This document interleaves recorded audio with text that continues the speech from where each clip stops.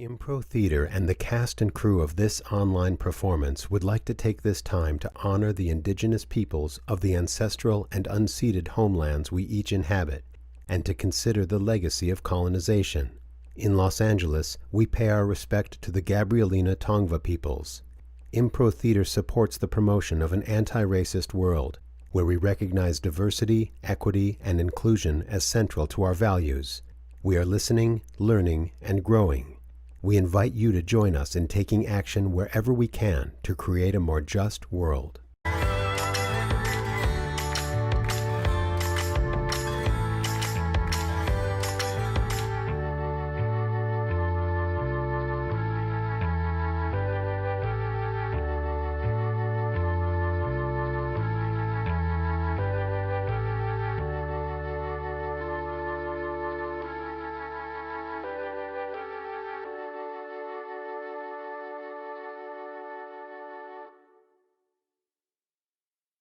Hey everybody, welcome to Impro Talk. I'm Mike Rock, your host. Very excited for today's guest right now. Please welcome, without any further ado, our very honored guest, our very excited to present our amazing guest, Mike McShane, who is here live in Los Angeles, but we are via Zoom for this particular thing. Mike, join us if you would, please. And here he is. Back to front. Back to front. God, have you never shaved a squirrel before? I'm sorry, I'm getting dinner ready. Listen, it's so good to see you, Mike. It's like William Dafoe without the emotional trauma. This is fantastic. How good to see you. Back to front. Thank you. Everyone knows that squirrels need to be dealt with back to front. Yep. Yep. I'm glad you put that up. It's good that you have, first of all, a quarry of squirrels, but it's also good that you have assistants that work for you. I have a harem of squirrels. The people who work for me they are citizens of the United States. They're fully bonded and vaccinated, and they've signed a non-disclosing agreement for my technique. I have not required you to sign a non-disclosure, nor have you just had me sign a non-disclosure. I've not disclosed yet that I've signed a non-disclosure, and neither have you, sir. So we are right at this moment in a non-disclosure disclosure, which is called a Rumsfeld continuum. It is. Were I to be Errol Morris, I might get you to stare into the Interatron and admit your war crimes, sir. We got time for that. We got time for that. That won't happen. Very excited to have you, Mike. Hi, buddy. So let's, first things first, we're recording this in the still in the throes of in 2021, and yet 2020 is still upon us with the pandemic. How are you faring through this? I think this has been that extra, like, oh, when you say you're going to get muscles in 6 weeks and you work out and you really are good at it, and you get to the 6 weeks and you go, no, not everything, no, not yet. And you go, oh, it's going to have to be, it's going to be longer. And so I've kind of set my mind literally week by week now, day by day, frankly, and it helps me. Are you a news obsessive? Are you checking Dr. Fauci's announcements constantly and that sort of thing? Not as much as I did. I stay away from the news in the morning, just because then I get up at 6 to give. We have a very old cat. We have to give him medicine at 6 a.m. So I give him his medicine and I have breakfast because I usually can't go back to sleep. I used to go and hit the news. That means when Karen gets up at 8, I'm already like, you fucking believe it. Can you believe what you got? And I've like already dined at the omelet station at the outrage buffet, and so I'm going back for seconds with extra fillings of self-righteous liberal anger and chunks of meat in my mouth.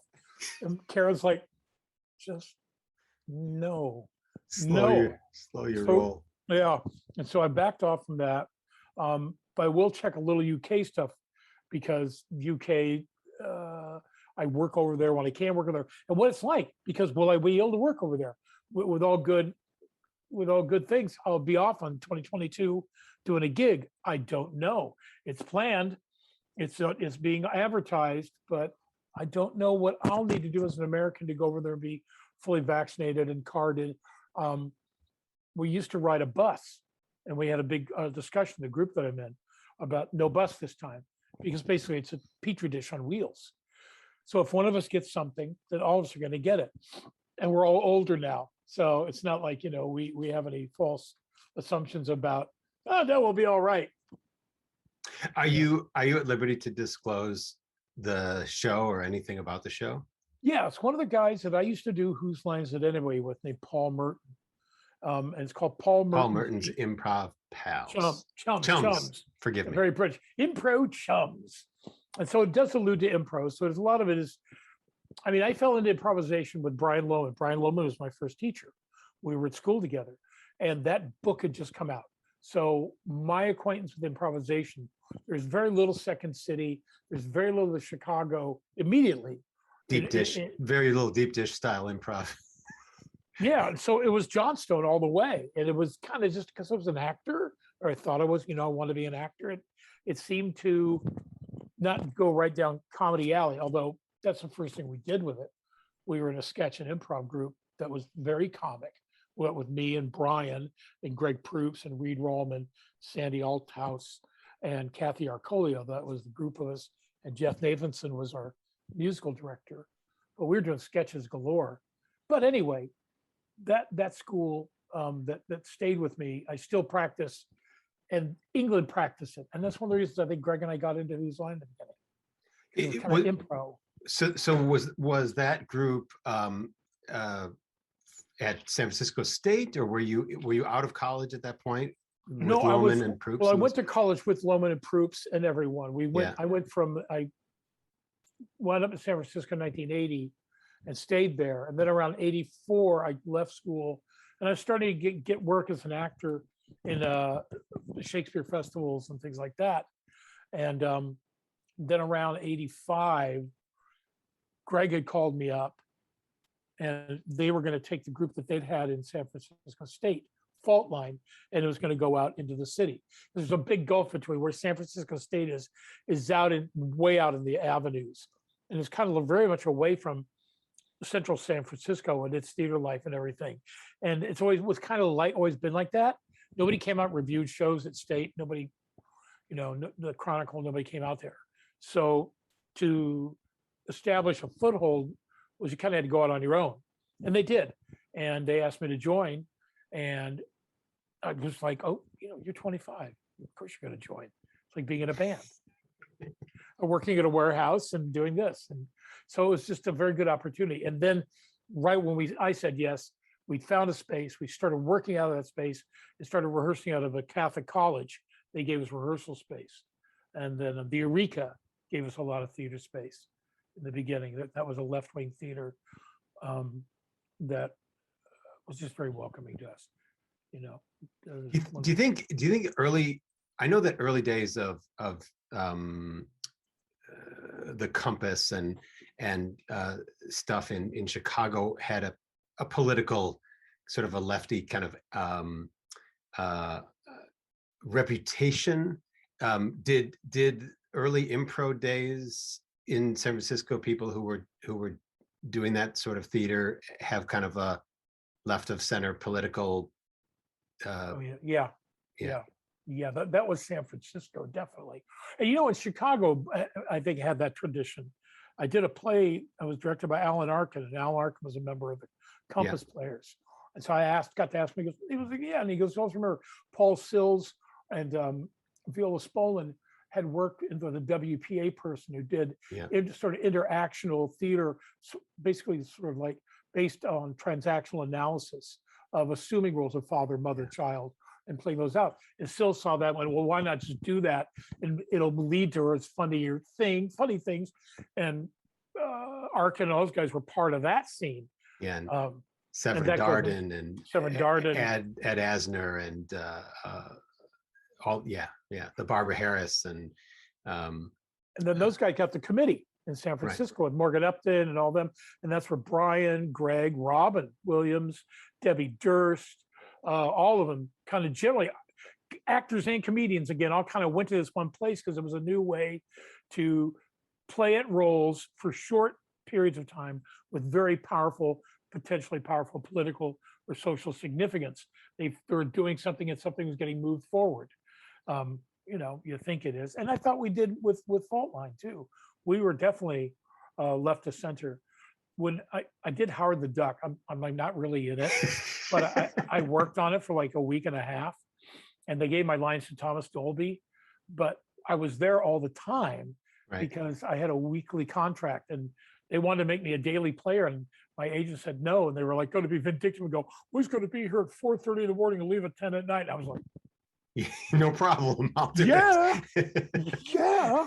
And so in that process, I got to meet Tim Robbins, and Tim came and saw the shows because of Actors Gang. He's always big on theater you make yourself. Yeah. So he came and saw us do our improv shows, and he was really nice to us. I mean, he was a bit more like, he was like, "Hey, things you could do some more political stuff." And I was like, "Oh yeah, that's right. I should take advice on doing political theater from a guy who was in Top Gun." And I'm a Vietnam vet. I already did my shit. All right. I'm a Vietnam era vet. I'm done. Thank you. Voice of a nation. It's really uncomfortable. I mean, really uncomfortable. I didn't mean to. He did make Jacob's Ladder and Bob Roberts. This is true. This is before all that. Anyway. Years before. Yeah. Did you, on Howard the Duck, were they using you as like an improv sounding board person to get like stuff written, get stuff created? No, I was a big fat joke. They put a big tuxedo jacket on me and made the drinks menu on my back because I was fat. You see, I was a fat guy in a punk club. And so I was a human billboard because you see, that's funny. Oh God. It is, Did you get to hang out with anybody like Jeffrey Jones or not really, no, because after they took my lines and gave them to Thomas Dolby, and then I turned to him and I go, "That's cool, man. Can I come in and record an album at your place?" And he like shot me a look.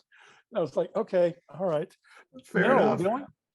I learned about the crew. I learned how to lay smoke in with a paddle and a smoke machine. Nice. I watched Willard Hayek and Gloria Katz be roundly humiliated and be lost by the crew and George Lucas coming in and fixing their shots and turning to them and going, "Don't make me come over the bridge again." Wow. And I was like, wow. Yeah. I saw why he kind of was like he was, in the sense that I saw him come in and there wasn't working the scene. And he was like, "Well, where's the camera?" "Okay, move everything over here. You need a light from here. Okay, Bob, doom. He fixed the shot in 5 seconds. While Willard and Hayek were behind him going, and Willard and Gloria, and the duck was in the saddle. They had this poor guy who played the duck. They had him in this saddle thing where he sat back, and they popped his beak open and stuck a hair dryer in it with a heating element out of it on low, so he could like run air through it. And the poor guy would just basically hang out there until he had to get up and run around and be picked up and chucked about. Willard Hayek, of course, more of a writer than a director. American Graffiti and well, he did a favor for him. Indiana Jones and yeah. So they wrote and they said, "Well, we want to direct now," and he's a good in that sense. I think he's an equitable man. He's like, "All right, God, look where you got me with this. Thank you. It's a good script. All right, it's a great story. Yeah, okay, you guys go to town." And I don't think they just knew cinematography at all. Yeah, and maybe that thing happens where some DPs and stuff are like, "All right, tell me." Yeah, if you're the boss. But there's also, I think there's a way to go, "Look, I know nothing. I know nothing. Help me out. Obviously, my name's going out as the director. And what do you need? What favor? How can I?" Yeah. If it just means I need to be clear about what I want, then that's it. I think people want to work together.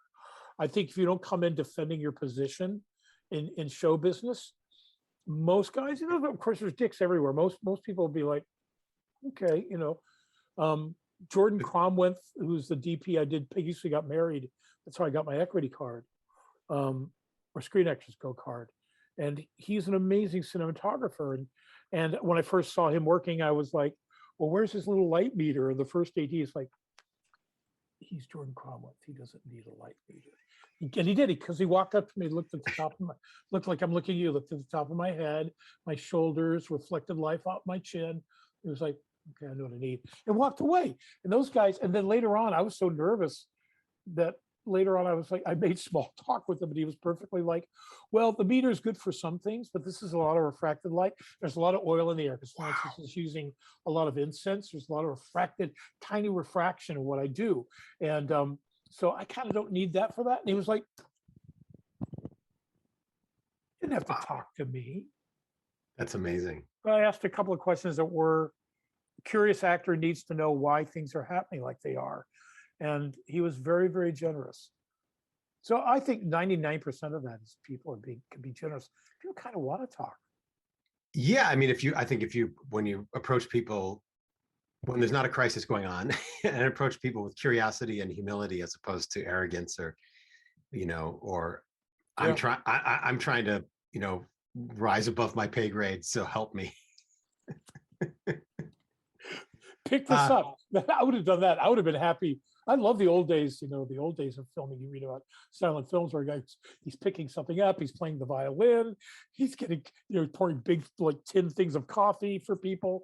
There's a guy hanging out. And that's, I think those guys end up becoming, Barry Sonnenfeld was when I did Big Trouble. He started shooting softcore porn and then working for, Sam Raimi and the Coen brothers and just shooting anything. Yeah. That's great to be young when you go, hey, dude, come over and hold that. And you're like, okay. And that's good. That's theater, right? That's how we get our that's how theater, that's how theater gets done. Everybody picks up what they can. When did you leave the East Coast? Oh, the East Coast. Now, according to, I'm not from the East Coast originally. They're from Kansas, right? I'm from Kansas. So I was raised in Kansas till I was 18, and then I joined the Army when I was 18, and I got stationed at Fort Knox, Kentucky, and that was my first permanent post. And then after Fort Knox, I got stationed in California. I got sent to a place called Sharp Army Depot, and it was supposed to be I was like, yeah, I'm going to California. But it was stationed in Stockton, which is like Kansas with palm trees. And it's just God awful fucking. It's a great place now. It's got universal basic income. The mayor's like, seriously, I'm like, what the fuck happened? Because Stockton was a dangerous fucking place when I first lived there. We're talking Stockton a long time ago, folks. We're not Stockton talking a long time ago. Like, present day Stockton 70s. Seems to be a pretty cool place. 70s Stockton, rugged, but it was a cool place, and I liked being there. And then I mustered out there in 1980, and I got my first job doing theater at Santa Rosa, summer repertory theater. Then I moved to San Francisco because I always wanted to go to San Francisco. That was my dream, really. And you worked in a warehouse or something? I worked in a warehouse for AT&T, humping computers, and then I worked at a copy store with Dan, and a couple of Dan became this guy named Tom Tomorrow. He does these cartoons, This Modern World. Of course. Dan and I, because it was a copying place, and I did the posters for Fault Line, the group I was in. I drew their posters. It was a great gig because you just could make unlimited copies of your shit, and so your publicity budget was like zero. You sit there at night, yeah. The guy that ran it, his name was Nigel. He's a British guy. He was a meth addict, and he was a really nice guy. And my deal with him is he let me go for any auditions, let me go for anything, as long as I came in the morning, woke him up, got him his coffee, opened the place up, and vented it out, because he would sit back and drink coffee, do meth, and smoke cigarettes and drink booze. So it was kind of like getting up in the morning, and your job was to pull Satan's pants down, spread his butt cheeks, and go, oh my God, thank you, sir. Here's your donut, because it was really pretty vile. Did you know Dan Perkins, aka Tom Tomorrow, from Kansas, from growing up? No, from working at the copy shop. He was working at the copy shop. Yeah, Did you it's the Midwest. were you kindred spirits about having both Kansas kids, or no, or was that not even? Not really, but we just liked each other. We draw stupid cartoons to amuse each other. And in his work early on, his collage work Yeah, was just amazing. And he's just a nice guy, nice, soft-spoken guy. And it was me, him, a couple other people, and it was just a great gig. Oh God! And one of the great things is San Francisco in the '80s on the Haight Street. There's the copy shop was there, and guys would come in and going, "Excuse me, do you mind printing this?" And only 3 copies. And I have to see all of them, not more than 3. And you can't look. And this gets into the wrong hands. This is a treatise of the Rosicrucians, Sherwin-Williams paint, and a small dog named Nigel Compost have plotted for the destruction of the world. You're like, okay, cool, dude. And you'd make 4 copies and keep one in the hall of unknown literature. I think a lot of people don't know that in 1980, in the early 80s, in certain areas of San Francisco, the 60s were not over. The 60s. Oh, no. A lot of people don't know that. A lot of people think like, oh, it's the 80s, it's the me generation, it's the the early cell phones and that sort of thing. But in some places in this country, the 60s were alive and well. The That's Bay Area was tripping. Yeah, it was tripping still. Are there? Did you have experience? Did you go to City Lights? Did you have experience with some of our nation's Beat Generation luminaries and Yeah. that sort of thing? Greg's wife, Jennifer, worked at City Lights. And so if you go to hang out and see Greg, he and I would go down there and say hi and have lunch with Jennifer and, wander around the stacks. Yeah. That's, see Fairlane Getty, those guys. That was still always drifting around. Yeah. There were local poets in the local scene. Yes, we got caught up in the new wave, the 80s. Yeah. What is it called?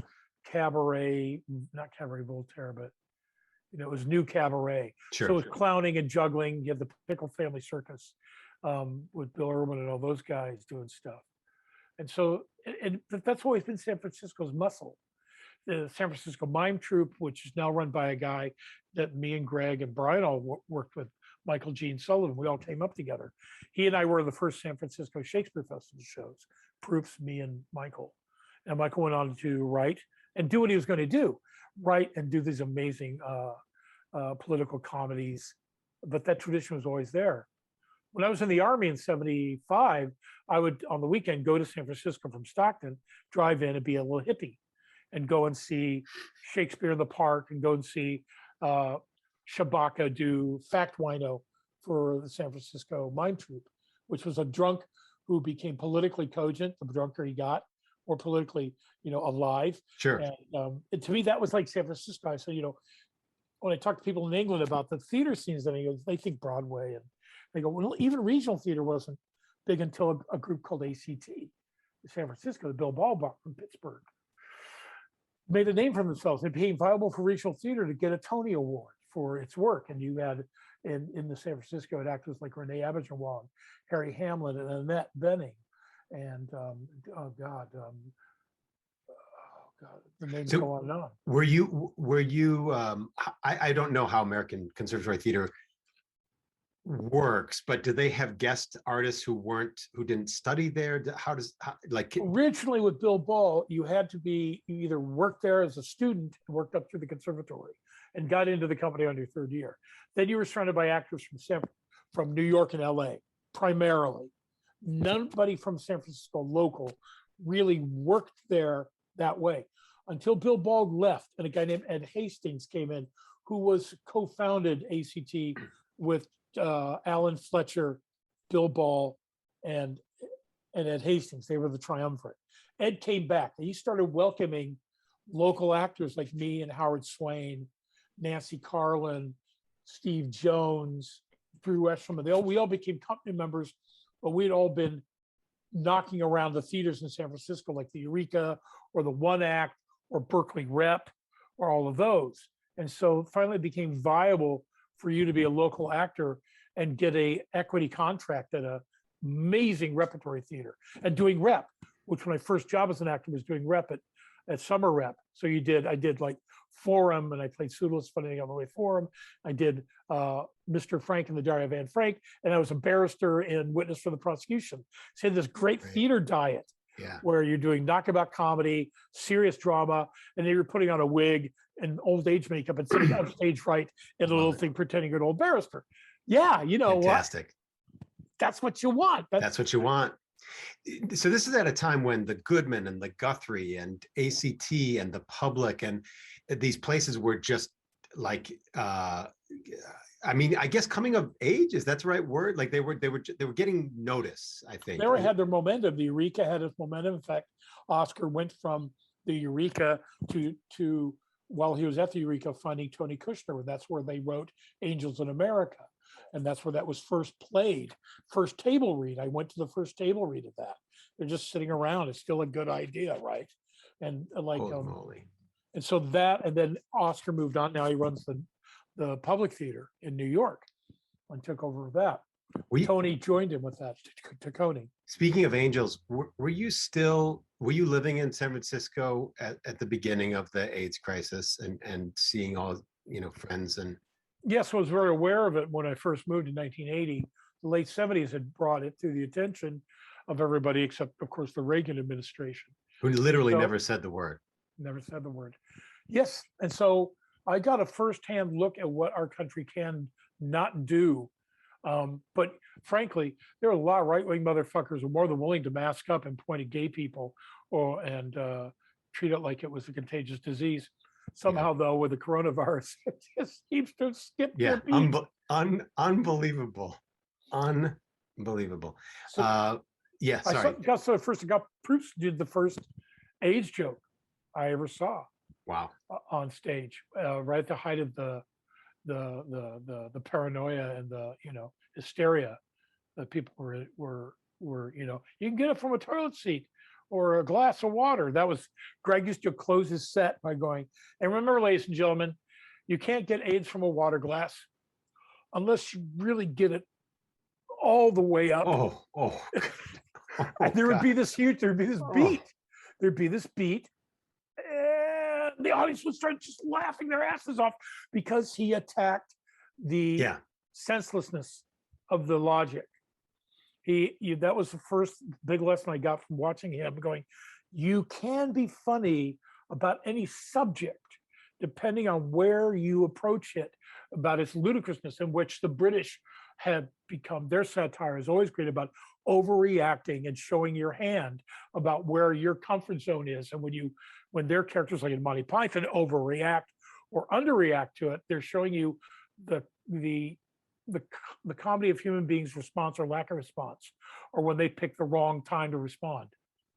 There's a show on British television called Brass Eye. Do you know about it? I don't. So a guy did this is in the 90s and early 2000s, had this like hard-hitting documentary magazine of top issues in Britain called Brass Eye, and it would open with like Brass Eye with the name coming in and eye, and then it blowing up, and then the name coming through it blowing up, and then blowing apart, and then the name would come back together and be stamped into steel, and it would crack and break open. It was like 5 minutes of the name being opening, digitally abused to show you how important it is, with all this bum bum bum bum bum, all that kind of shit. And then it lands and it's going, the guy's like, he's exhausted. Exhausted from the digital opening, sure. And he goes, this pedophilia in Britain. And they did this thing about pedophilia in Britain, which of course, it's not a funny subject, but what's hilarious is the overreaction, the disproportionate reaction, the celebrity. And they did this thing in Britain to call somebody, one of the nicknames for somebody who likes small children is called, he's a nonce. He's a bit of a nonce. And so these guys did this thing going, we've gone out to various people in the British public, celebrities, to help them on this problem in the UK by promoting our charity called Nonsense. And he had Phil Collins, like the Duchess of Kent, going on, hi, I'm Phil Collins, and I'm talking nonsense. And from these people, you got Borat, the same group of writers and thinkers. And of course, the British public went, how dare you make fun of child abuse? He goes, we're not making fun of child abuse. We're making fun of how you are responding to it, how you're not doing anything, but you're showing feigned outrage and your ridiculous concepts of what we can do to stop it. At one point, the guy goes, here we have footage of an architectural feature from a school in Bridgeport. And it's just a computer-generated picture of the front of a building walking through the park at night. It's just an architecture. It's an arch with a school name on it and a brick. And it's just like, that's how ridiculous it is. That's, you know, that idea that we've got footage. And again, they proved, and they made that point of like, what we think is, what we can go after is how people respond to shit. And whether that really solves the problem, continues the problem, redresses the problem, not in redress, but puts new clothing on it, so it somehow is viable. In the years that you've gone back and forth between the UK and the US working, has the difference between UK humor, I mean, UK humor, that's probably not the way to put it, but generally what the English tolerate or find funny versus what US tolerate or find funny, have you watched it kind of ebb and flow and change over the years, or are those differences sort of consistent? They are consistent, but they're always being challenged, because originally it was guys, white guys from Oxford and Cambridge, saying witty things about the average person. Then the average person come out, oh, you know, how much do you know what a fucking price of bread is? That, and that stuff had to back off. Or have I got news for you? My friend who I tour with has spent 30 years as a team captain on this show, which is a satirical quiz show that takes in today's news and social. But then they started going, why is Paul and Ian, they're two white guys doing it? Now, Paul has a class distinction. Ian is Ian Hislop. He runs Private Eye. He's the editor, and he runs that. And he's for what's called the Oxbridge set, Oxford and Cambridge, Stephen Fry, Hugh Laurie, Emma Thompson, all of that. You get an education, you speak Latin, you talk about what the chattering classes talk about. Some of the pythons. The pythons in extremists, yeah. Then you got Paul, whose dad ran a little putt-putt train for the mail company, and he's from Bishopsgate. But Paul has a similar ability to Greg Proops. He has a facile mind, a fast mind, and his rate of retention and his sense of the absurd is very strong. That comes from, I think, because he's Irish and English. And he gets to be, Paul owned both sides of an upbringing, which gives you a very different perspective. Because you're in and out, you're in, you're out, depending on the time of day. Like Richard Harris says, I win an Academy Award, British actor wins Academy Award, I get in a fight at the Savoy Hotel, Irish actor is in scuffle at the hotel. And you know, you acknowledge this what African Americans must acknowledge continually now is talking out of both sides of the culture's mouth. Code switching, and being asked and being told, now that's what changes. You can't tell me when it's comfortable for you to do this. I'm just doing it. Yeah. And if you don't like it, yeah. And that's cool. That's what we're coming to that's a maturity. Yeah. And I think that's about time. And that's good. How did Whose Line find you back in the original production? I slept with a number of English-speaking people. The King's English. And boy, man, talk about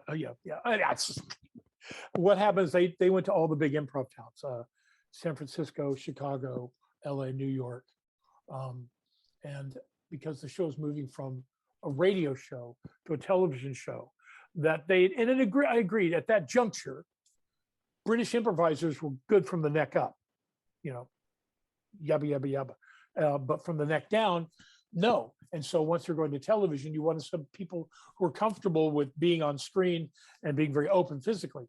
Americans, we were at that juncture more along that line, Robin Williams being the prime example of it. Sure. I mean, it's very free physically. And so being from San Francisco, Greg and I shared part of his training, not just Juilliard, but the spaghetti jam and all that sort of the committee and all that kind of stuff, being very physical with your improv. And then you got this, as we went into that, all that blended together. Then now you got performers. It doesn't really matter. Now you have a lot of female performers, women improvisers.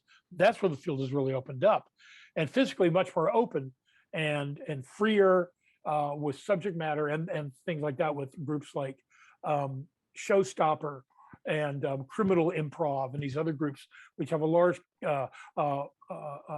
Ostentatious, where they do improvised Jane Austen. Did you originally get to the UK or travel to the UK because you got a job, because you got an opportunity, or yeah?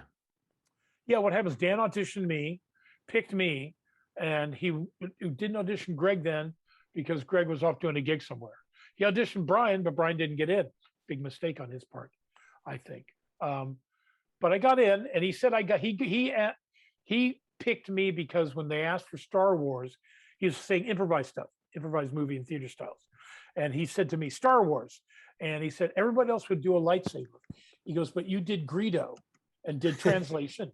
And I just fucking Greedo is a hilarious fucking character, And I just learned that the movie translation thing, that thing we do. Yeah, so the subtitle thing. Yeah. See what he was here at.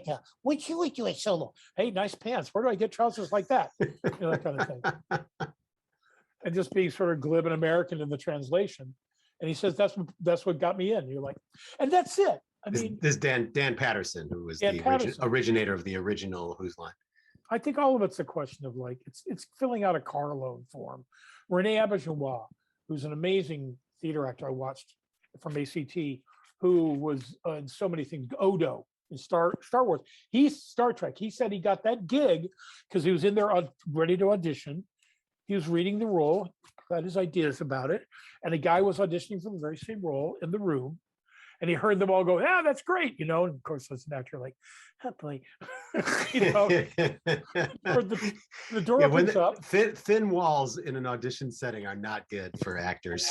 You do, because you're trying to be professional. And you're like doing this, and you're like, they're like, "Love you. Thanks for the flowers. Thanks for the tickets. Oh, we had such a great time the other night. Thank you so much for coming in." That's what he said. Like the audition or the casting agent followed him out going, pat, I'm like, that was fantastic. And looked at me in a second, okay, yeah.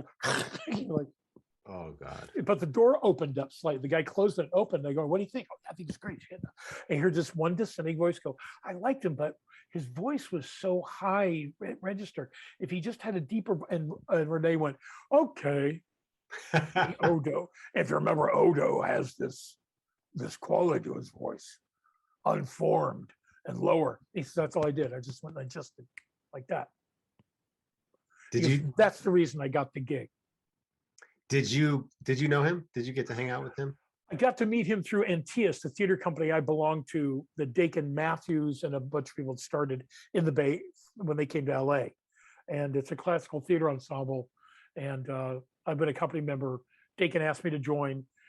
Dakin asked me to join because he had a gig at the Old Globe. And I was flattered because he went, "It's a Balzac play and the guy has to be funny."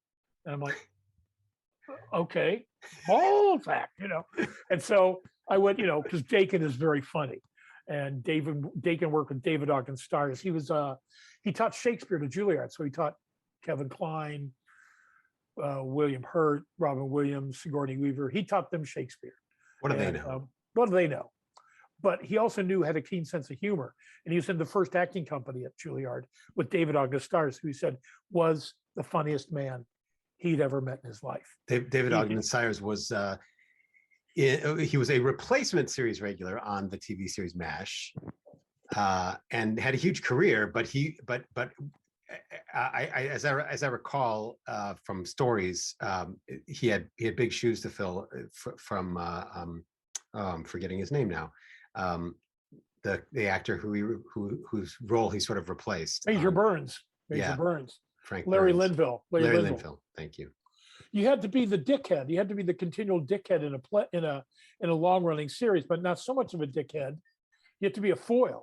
He plays this very snooty, a blue stocking kind Colonel of, Winchester. right. Yeah. Yeah, very Yankee. And he goes, but Stiles is from the South, I think. He's from Georgia. Is he? He's a Southern boy. Dakin told me a story. They did this play, a classic play of some kind, and he would starts to make his entrance tripping over a rock. And they went all the way up to like the previews, and the director said, you got to get rid of the trip. And they had actual rock on the stage. So they removed the physical prop. And opening night on Broadway, when they did it, he came out and tripped over an invisible rock. Of course. And got a laugh. And Dakin was like, yeah. That's why I like the Dakin had a kind of thing like, if you can get a laugh, and it's owned by the play, it's in the premise of the play. He goes, he was good at that. I mean, and he showed me a lot of stuff, how to get a laugh in a farce where you had to be on stage, where they had to see your feet. Certain lines to men, they actually have to see your feet on the stage. And I was doing a show and I wasn't getting a laugh. He goes, step out from your couch. You're doing it behind the couch. You can't see your feet.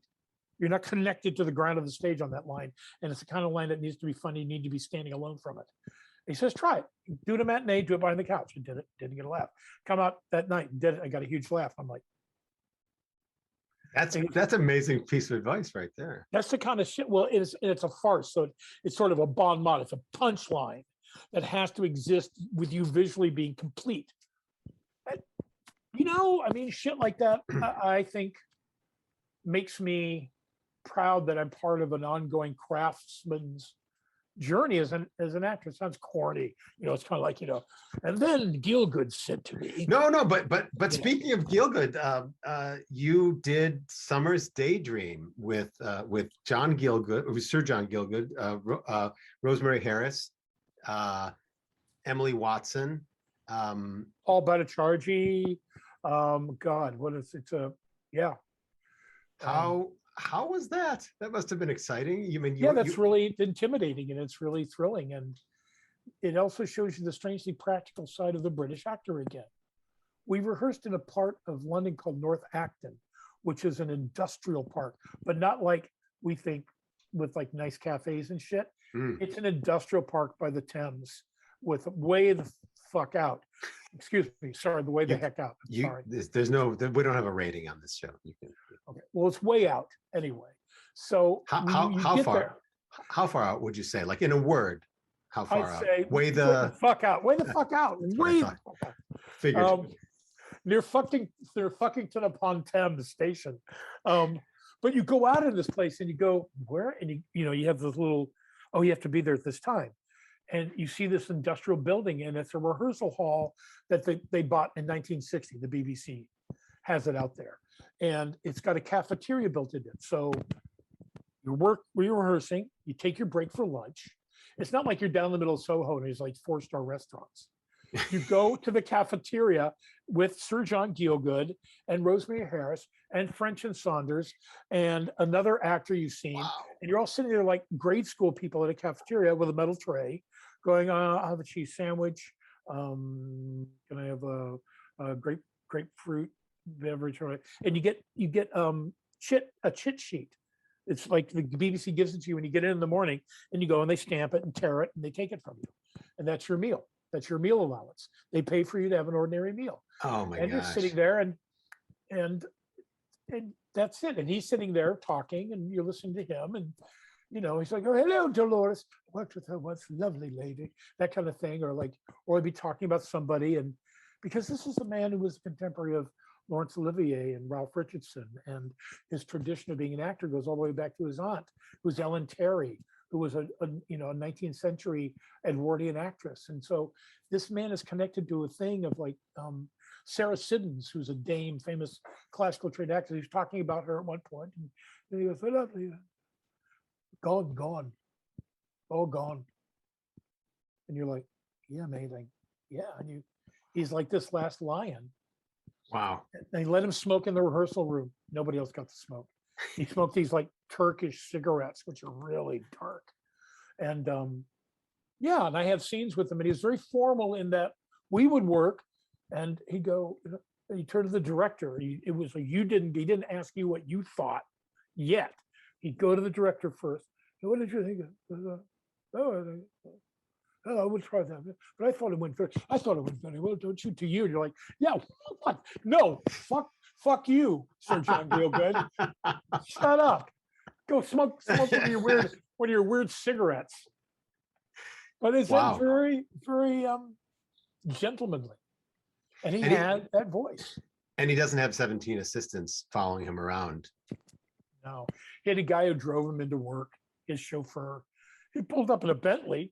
He didn't take the tube. I mean, Bro pulled up in a Bentley. I mean, Yeah, give him something, right? and I was talking with the stage manager, and he said, how are you? And I go, well, frankly, yes, I'm a bit intimidated. I'm a bit in awe of him. And the next day I'm walking in and I hear him behind me and he goes, Mr. McShane, a word with you. Oh my God. And he comes in, he's like little. So I'm looking down at this little man. He's going, I heard that you were in awe of me. Oh, henceforth, I'll try not to be quite so awesome. And I'm like, he could have, but he was really sweet. Yeah. And very, very helpful. And when he said the line, the hackles went back on my. There's a point where it kind of goes. It's a future scenario. It goes badly, and we all come to a rapprochement of sorts. And he invites us back, and he goes, "Come again in the autumn when the pears are ripe and the apples have their blush. There, we'll make food for you, and we'll, and you're like, Yeah. I get emotional thinking about it. It's corny. Sure. He It's not gave corny. he was of a very particular kind when the words were played in the mouth and they were delivered with heart and they were connected, but they're filtered through this well-honed machine to communicate with. So I can imagine that he could talk to me like this and I would be able to hear him at the back of a 2,000 seat house. I know I would. And people, did dote on him. Rosemary Harris doted on him. We all were kind of like, and he was always very generous to us with our time. And the director was a little frightening, but other than that. You've worked with some amazing, some directors with amazing careers. I don't know if they were amazing directors in your experience, but some people with some amazing. So in the last decade or so, you've done a lot of TV with younger directors, but you've also, like for Barbarians, for NCIS LA, for Redbird, the Western, for Crossroads History, some youngerish directors, but you also have done TV and film with people who have, huge long careers. On Wayward Pines, a show that didn't quite get the attention that it might have deserved. You work with Tom Hunter, who did River's Edge, who did who directed episodes of the original Twin Peaks. You worked with Stephen Schill, who worked on EastEnders, who worked on The Wire, who worked on Deadwood. James Foley, who did Glenn Ross, for God's sake, and a bunch of Madonna videos and Billions and the US version of House of Cards. So talk about sort of the difference between directors who are, I don't know, have size, it's the size of the car they're in. Yeah. Literally, some guy has this great reputation for doing epic films, and then you're working with them on like a modified ad or a smaller, and they don't have the budget, and you see them get very practical. But I've been very lucky. I've never had a yelly. I only got hit by a director once. I was in junior college. You got hit by a director? Yeah, this guy, I can't say his name. He was like a genius. He was. We're going after a set designer and a playwright and a director, a very sort of like old man of the sea, sort of like hard drinking, chain smoking guy when I was a young actor. And I was doing The Wild Duck by Heinrich Ibsen. Wow. And I had to be angry in the scene as this old man, Hakon Verl, who's going after his son Gregors. And I had no idea when I was in my 20s. It's a lot of shoe polish in my hair, right? And I was trying to do it, and he was like, "No, no, Michael, this is the founder of the modern psychological drama, Heinrich Ibsen." And I'm like, "Okay, yeah." And he goes, "Get that, the disappointment of being a father and his son being like," and it's just you reach out, and you're like, boom, me went upside the head. Oh, so he was emoting, or was he? He was trying to get me pumped to be this angry father, Right. and without Right. just being a yelly guy. Right. And he just was so up into his director thing that he smacked me upside the head, and I was like, Did- the only other time was I worked with a producer who came in, and we were behind a rehearsal, and it was me and Sandy Toksvig. You can see her on the Great British Bake Off. She's one of the she runs, I think she's still Yes. on that. Sandy and I had this comedy we did together. It was a romantic comedy. We were the romantic couple in it. And it was a hard one. This was to swing it. And we weren't really invested in the rehearsal after that day. It was like the second day. We were shooting it in 3 days. And the producer of Hat Trick came in, and he was like going between each of his shows. And we were like the bad kid that day. We were the unruly child. And he was like, "You better get your fucking shit together. And this one, showing your ass on the stage is not the same as being," he's like fucking laid into us. And we're like, he grabbed his trilby and his fucking coat and left. I'm like, he was like, and we came up to the mark the day we shot. It was funny, but he had to. It's the first time that I've had that thing where the producer had to come in and go, "Ow, what, wake up, be funny." Okay, but he wasn't roundly abusive to us. Thankfully, he didn't like you, because the British can be, can be like bad guy Richie, right? You toe rag, you toilet, you useless, you fucking, yeah. You're like, oh my God, it's like, Ben Kingsley from like Sexy Beast. Oh, you Ray over here. Winstone. Yeah. Funny, you now be. You mean they can be like a Guy Ritchie character, I think. Yeah, they can be like a Guy Ritchie do you character. think Guy Ritchie directs like a Guy Ritchie character? I don't think so. It's a kind of a trope. There's a British comedian, I can't remember, he does the greatest thing. He's like, he does that guy, but he's going out like on a Tinder. He's like on the first time date. "Oh, I thought we'd go and have ourselves a lovely Mediterranean meal. And after that, what we're going to do after that? After that, we're going to go out for an ice lolly, nice, refreshing ice lolly." Like, okay. What is that? By the Ice way, lolly is on ice cream. It's like a little whippy, like. Sure. So it's everything that he's like. So it's Terrence Stamp inviting you out on a date Exactly. when he's in a terrible mood. And the limey, "I'll be coming for you." Yes, I know you will. Thank you. I'll be waiting outside. Have you done what is the proportion of you've done a ton of UK theater, including the West End. Are the productions, like the size and shape of the productions you've done in the UK, comparable to the size and shape of productions you've been able to do in the US? Are they? Do you feel like they're different careers in a way? No, in a way, because working at ACT on their season, we were doing full on proscenium, large scale, musical works. I did. It's where you do them. Sometimes in the UK for me as an American actor, because if I worked a couple times at a place called the Menier Chocolate Factory, which is sort of it's a 19th century chocolate factory building, and they have a theater in Southwark. Yeah, exactly. And then those shows move on to the West End and often go to Broadway. Like I was in La Cage aux Folles on the Broadway run with Harvey Fierstein, because that was a British show that they brought over. And Kelsey Grammer and the other actor who left, I'm so sorry, I don't remember his name off the top. Well, I'll find it out for you. But he'd split, and so Harvey took over, and Jeffrey Tambor was going to play the straight part of the gay relationship.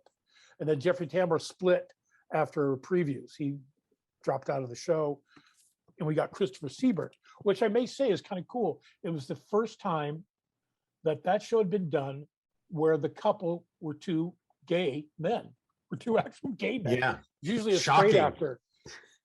Yeah, Christopher Siebert played the in Shrek on Broadway. He was the villain with the legs on his the shoes on his feet, knees, sort of thing. Let's talk about a gig. Boy, he told me stories about. He literally had to go. He had to like retire from acting for a year while he reshaped his body because he did dancing, running, leaping on his knees the Oh my entire God. show with the small feet and the little like fake feet. And he says, at first you're like, this is a great gig. He goes, but 6 months into it, you're like, my back on a rake, because he's running around on a rake too, Oh man. on his knees. That means that the stage, ladies and gentlemen, Yeah, boom. has a what do you call it? An incline, a decline, incline. yeah. Yeah. Yeah, but the shows have been, depending on where they've been, have been magnificent shows. And in that, I've been in some of the theaters that are historically. I was in a theater doing Little Shop of Horrors. I was the voice of the plant. You are the voice voice of of Audrey, Audrey too. too. You're ahead of me on my notes, but go ahead. But in the basement of the show on the West End, the Duke of York's Theater, you're in there and you're looking down, and in the basement of the theater are these giant spools. And at a point you go, because just like a film set, you're like, hey, mate, the guy who works there. I go, so what are these from? He goes, well, those are the original spools that they ran rope around up to the top of the stage to rock Captain Hook's boat in the original J.M. Barrie directed production of Peter Pan. And yeah, and so you're like, Did you? I hope you touched them. yeah, I did. And they're so big. The thing is, they're so big. When they got done with the play, they went, we can't move them out. Right. Yeah. They couldn't deconstruct them. We built the theater around them.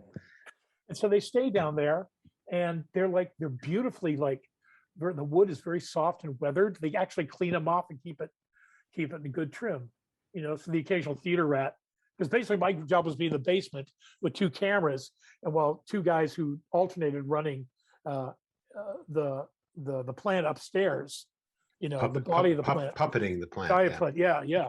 Andy and Brian.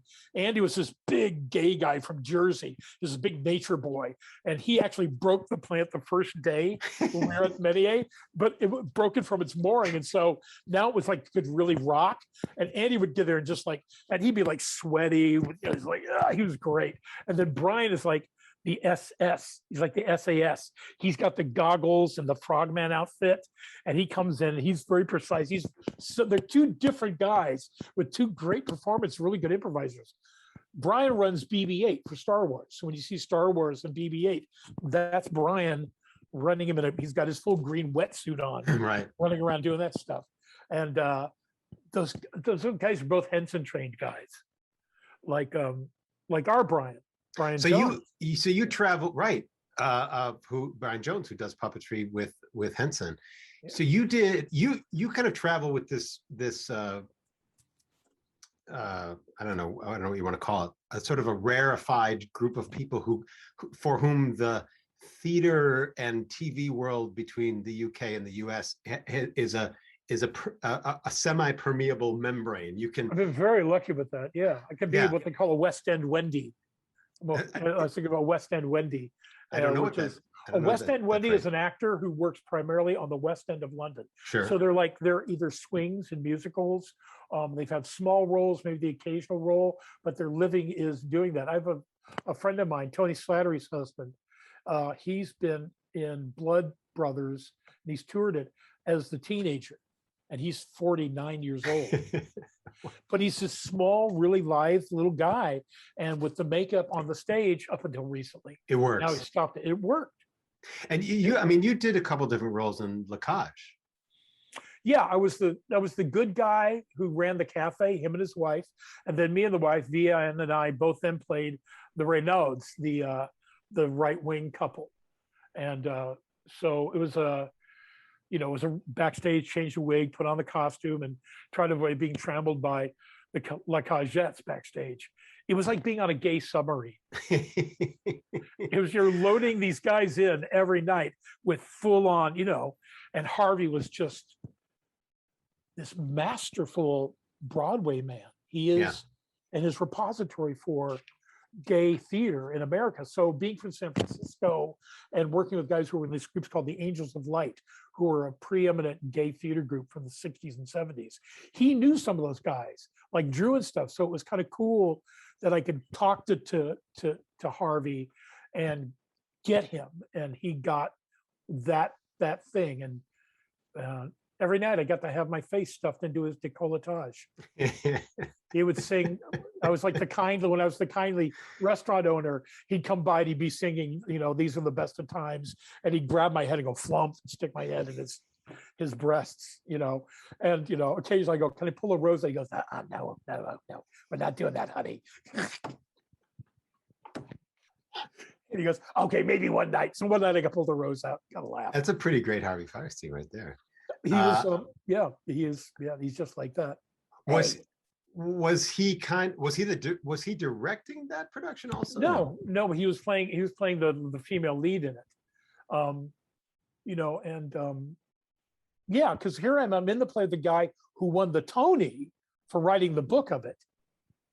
So he wrote the original book. I love for that. it. Yeah. So it's kind of like, he could do line changes. On his feet. So you also did Assassins, and that was at the Chocolate Factory again, I think also. Yes, indeed. Yes. Yeah. So you've done some big musicals that's pretty great. In some of the heavyweight musical writers and shows that are sort of evergreen. And obviously a huge history in dramatic theater. Do you feel like stepping off the stage from sort of like a legit production of some Shakespeare show, and then onto the stage to do Little Shop of Horrors or La Cage, or to do Paul Merton's Impro Chums? Do you feel like a physical change in yourself, or is it just the same instrument, different stuff happening once you're up on stage? I think a movie doing a stage play has tighter parameters that improv then helps me. I get fed from both, because then, like if I'm doing a play and it's every night, then I can't make it different, but I can try to refresh how I ask questions or refresh how I listen to somebody, so I can find what they're giving me something again anew, or respond to it anew, so that my response back feels like it's coming off that springboard. Sure. So it's not just like dip. With musicals, it's a little tighter because it has to be dip, because you're working on maybe turning stages, or if you're taking over from, like when I took over for La Cage, the role had already been established. My roles had been established by another actor who did it a certain way. And at the beginning, the woman who had worked with that actor alone. And so I could not add stuff to that. When she had left and we got another actor in to play the roles, it opened it up briefly, and we were able to create something anew between us. But generally speaking, you were told, do this, show up here, hit your mark, say it this way, be at this angle, get off stage, up left, here's your costume change. So all that is you, that's what you're serving. They hired you to do that job. If they hire you to create a role in a play, you get more license because you're creating a role. If they're asking you, like in Little Shop, we were recreating Audrey too. So I had more parameters with improvising sidelines and improvising with the guys who are the bodies of the plant. And so we fed off each other really well. Improvising in Assassins, very little improv. It was a strong ensemble that drove it. And fitting into that ensemble with our moments, is I played a guy who tried to kill Nixon named Sam Bick, who's in a Santa outfit. But getting the music right and the marching and the movement of that piece I was tired. Yeah. I got sick from doing that, because also I was teaching an improv class to make a little extra cash. But I only did that the first 2 weeks. But after we got done, and by Christmas time when Karen came, I would get back from that show and just literally fall into bed. Yeah. And get up, and just all I could do is like shop and make food for myself. But I had the benefit of being able to do that. I was able to, and then it was like every night, wrapping up in that cold weather and going down the side streets in Southwark to go to this little theater and do it, to where it's a big hit. Sondheim's come 3 times. He's recommended it to the New York Times. Yeah, and so we had all this juice. We had stars, from film and TV coming to see it. So it was one of those shows. So we had every night you had people in the lobby, you're like, oh my God, it's, blah, or it's blah, blah, and that was cool. Or there's Sondheim, Unbelievable. and That's got to be just such a huge thrill. so in a way, I've got to meet Shakespeare. That's the way I look at it. Yeah. I'm an actor who got to meet part of my time, Shakespeare, because I get the feeling his shit's going to be around Yeah. for a long, long time. Stephen Sondheim. So speaking of originating role versus stepping into a role that, so like what you replaced, I think in La Cage, Fred Applegate maybe, and stepping Slacker. into, so it's being a like, and I think what people people that don't do theater or aren't quite as familiar with theater is, for a big show, like a big Broadway show or a big touring show, when you step into a role, the whole cast doesn't show up and massage you and work with you and rehearse with you. You might get a rehearsal with one other person or two other people and a stage manager, and they show you where on stage you have to be at different times, and then that night it's the show. Yep.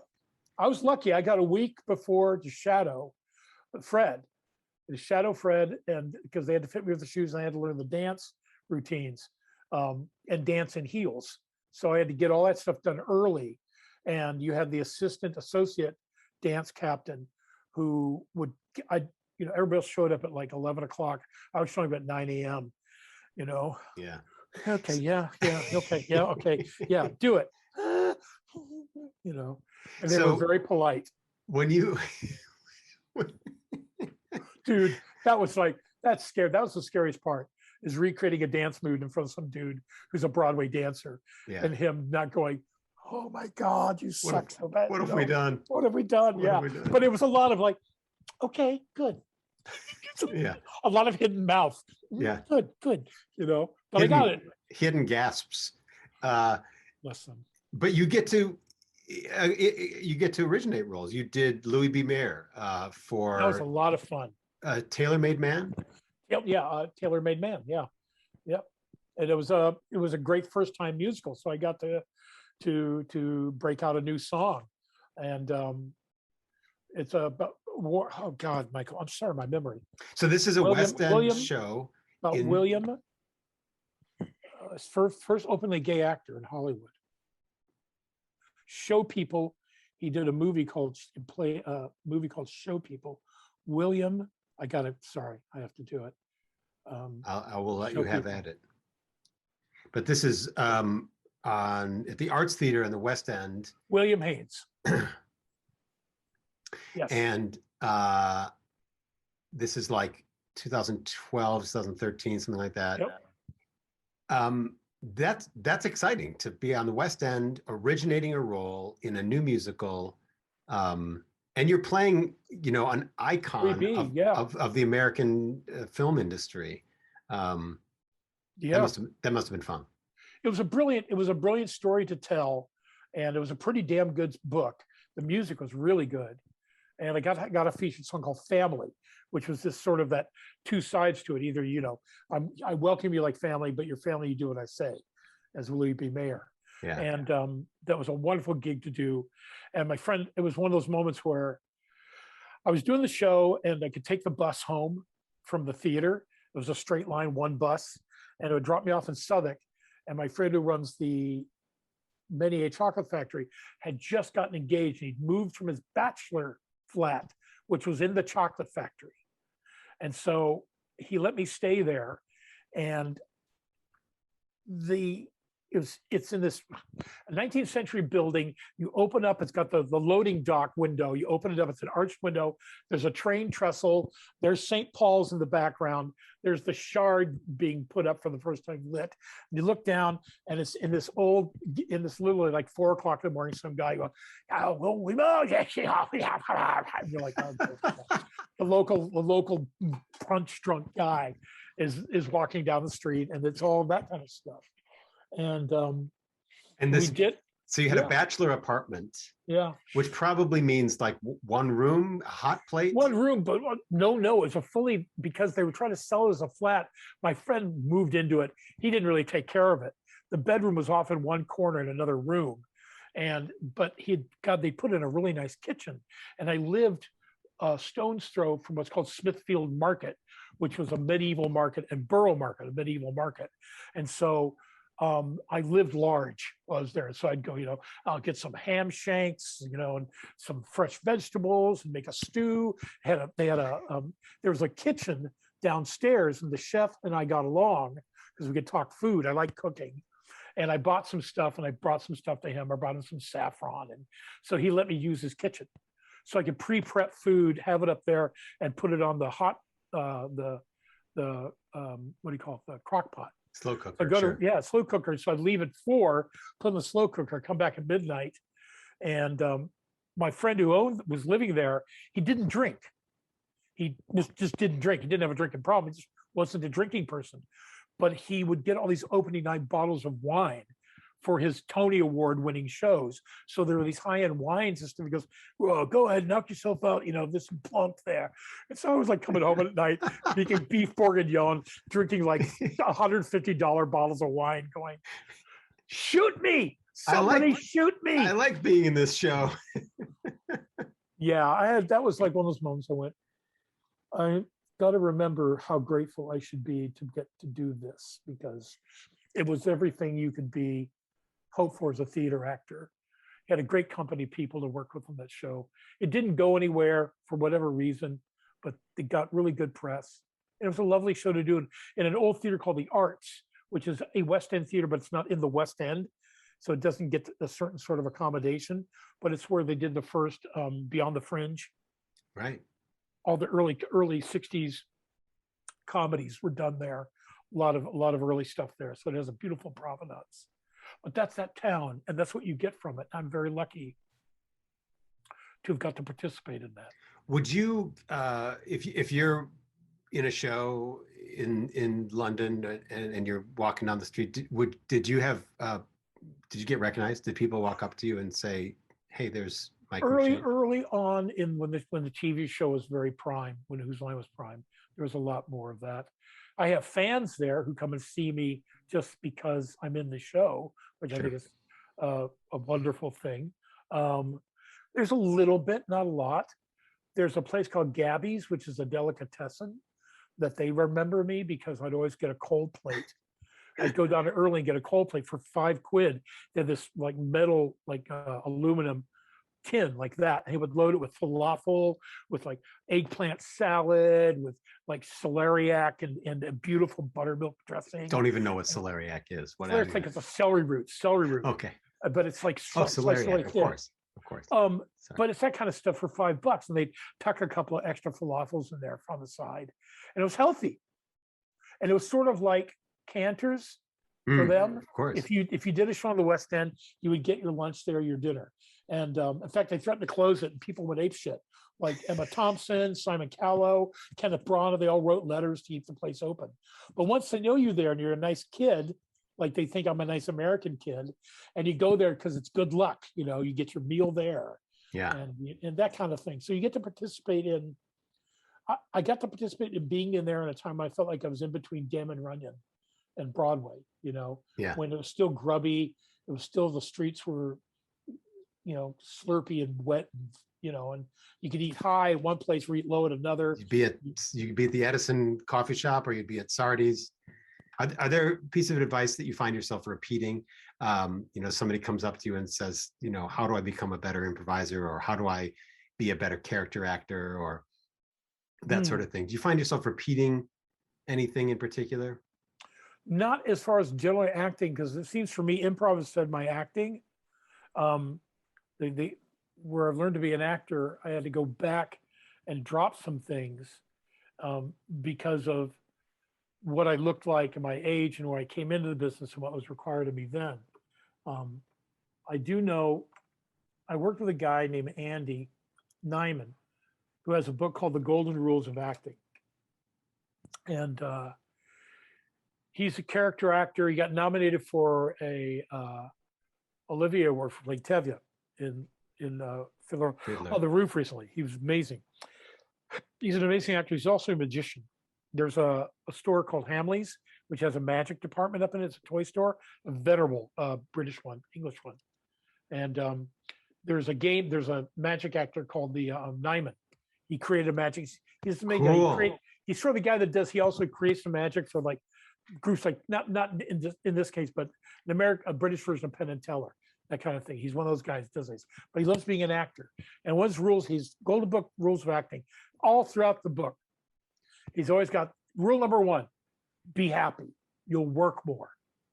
And it's the idea of never. I could get in the head of this being a job, or this being, God damn it, right? Or what will people think of me? And I will do that. I'll still do that. Oh, we got a week and I'm going to suck in this, and people are going to come and they're going to look at me and go, and I'm going, what does the audience expect of you? You don't let all that shit go. You've got to not, there's this place that will take care of you and let you fall into it. And yeah, there may be some catty people occasionally. They'll always be there. But 99% of everybody is going to want you to succeed because they're going to look good too. Everybody wants to look good. They don't want you to fail to look good. But if you do fail, or if you feel like you're failing and you go back and grab at it and start again, stick your neck out in rehearsal. If they fire you, I don't know why, but they just might.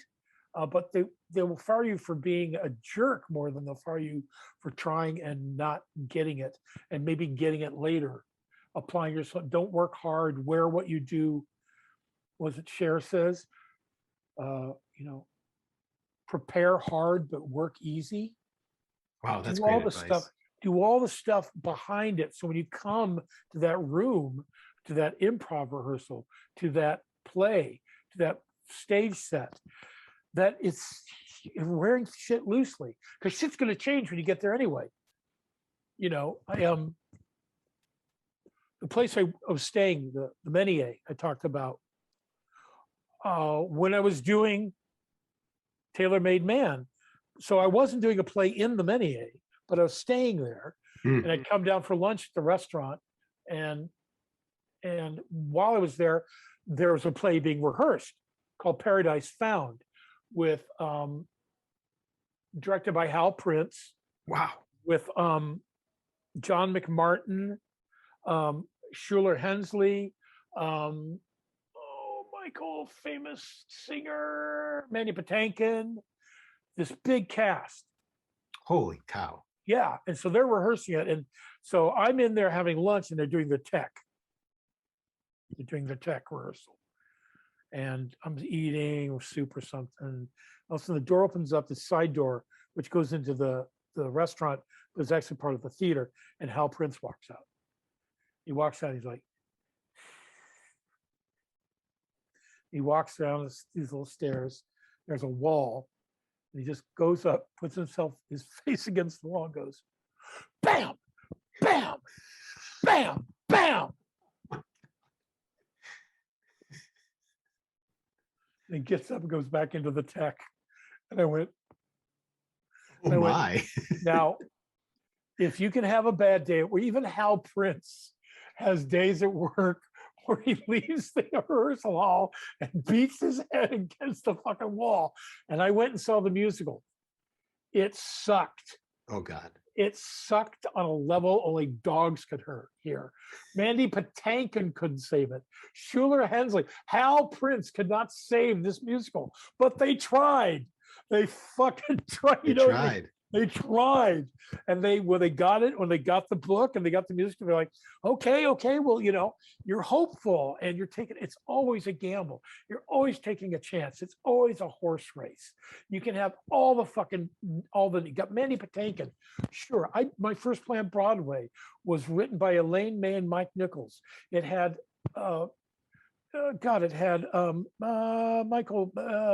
Matthew Broderick and Parker Posey. It had an amazing cast. We sucked. It tanked. It's on the flop wall at Joe Allen, I'm proud to say. Is it really? Yeah, it was. It was.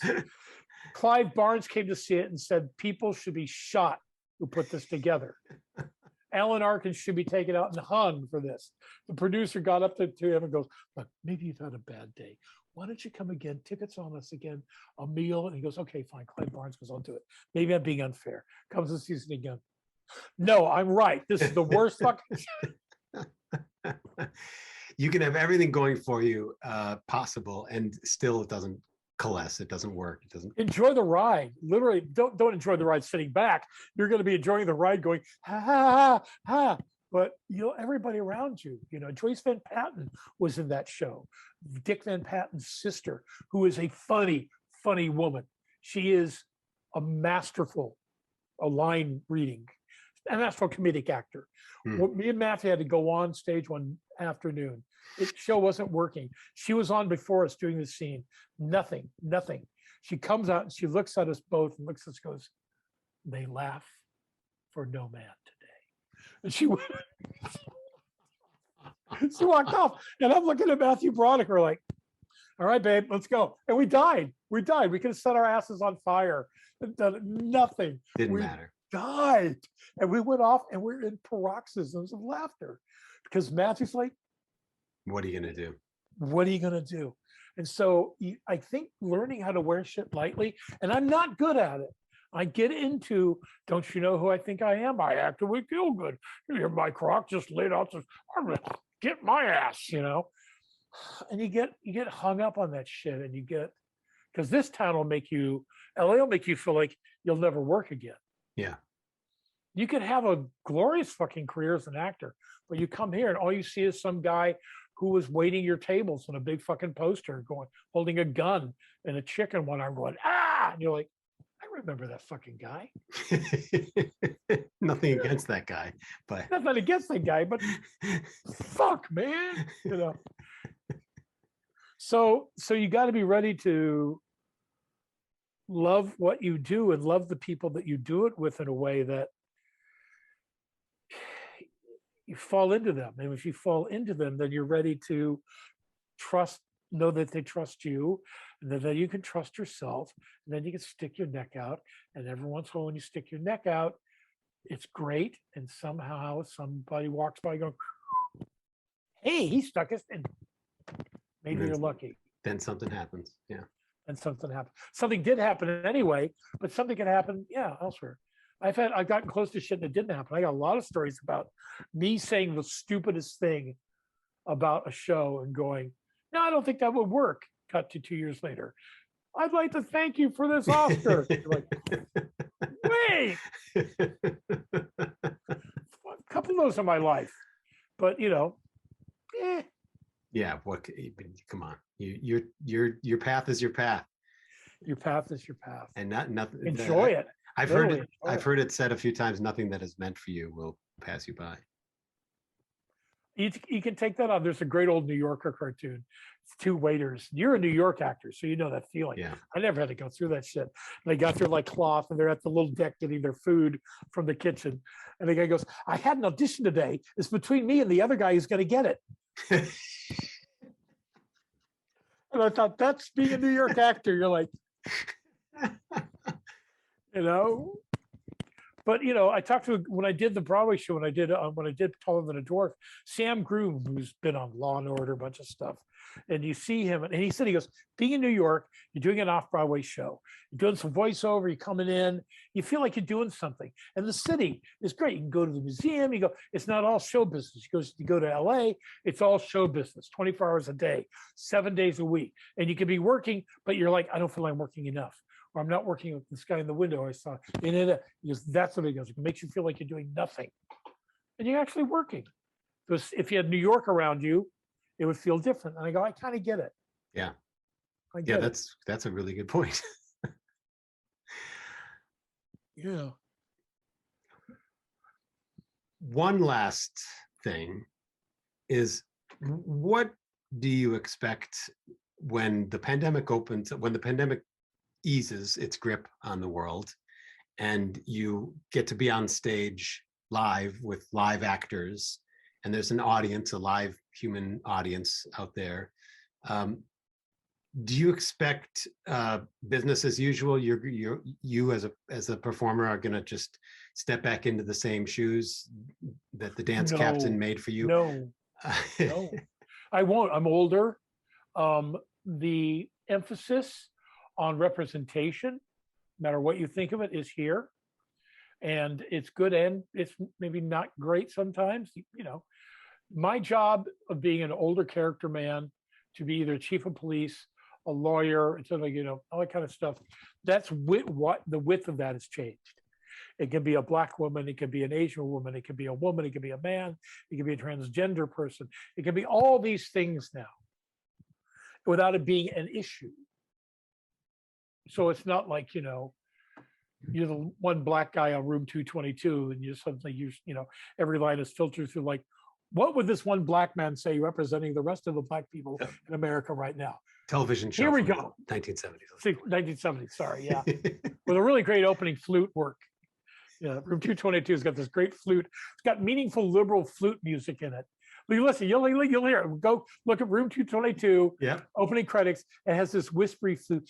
Da, da, da, da, da, da, da. It's like, you're supposed to be like, when I was like a kid, you're like, yeah, boy, Black and white people, we're all going to get together and we'll teach each other things. And gee whiz.